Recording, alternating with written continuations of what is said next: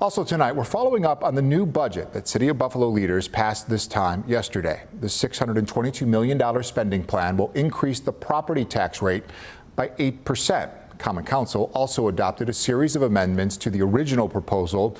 Those include a push to curb excessive overtime spending, additional funding for cultural and anti-violence initiatives, and council representation on the newly established Buffalo Parking Authority.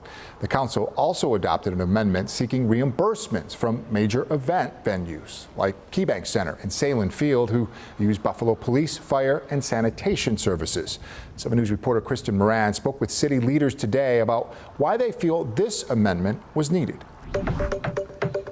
The city of Buffalo is facing a budget crunch, and now city leaders say it's time big events start paying their fair share. This budget was filled with a lot of tough discussions, tough decisions, and essentially our backs are against the wall. We know the city's in dire fiscal situation. Council President Brian Bowman says council members just passed a budget amendment that requires large event venues like KeyBank Center, Salem Field, and for-profit organizations to reimburse the city for extra police, fire, and sanitation services. Bowman says it's also another way to cut back on police and fire overtime for special event services. We may be able to realize about $1 million in savings. So that's concerts, that's events, venues downtown.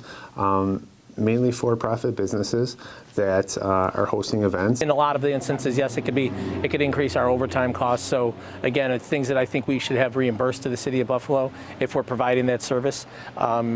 It's technically on the books right now already. It's just a matter of us enforcing it now. Acting Mayor Chris Scanlon says this move would bring in hundreds of thousands of dollars annually, helping manage the city's budget. City leaders say a similar policy has existed for the Erie County Sheriff's Office. So I asked them, why didn't this happen sooner? Honestly, I'm not sure, because the conversation did come up a couple of years ago, and they did a study.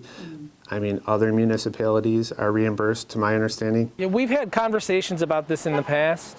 On the council, I can tell you that I myself and some others raised questions about this years ago about waiving fees associated with things and wanted to try and get away from that. But city leaders say they still need to have conversations about what this will look like and when this will roll out. We're not trying to hammer the small scale events that everyone knows and loves, but larger events like downtown. We'll work with the organizers to make sure that we're not impacting negatively those events, but at the same time making sure that the city's being reimbursed for our services. Kristen Moran, 7 News, Buffalo.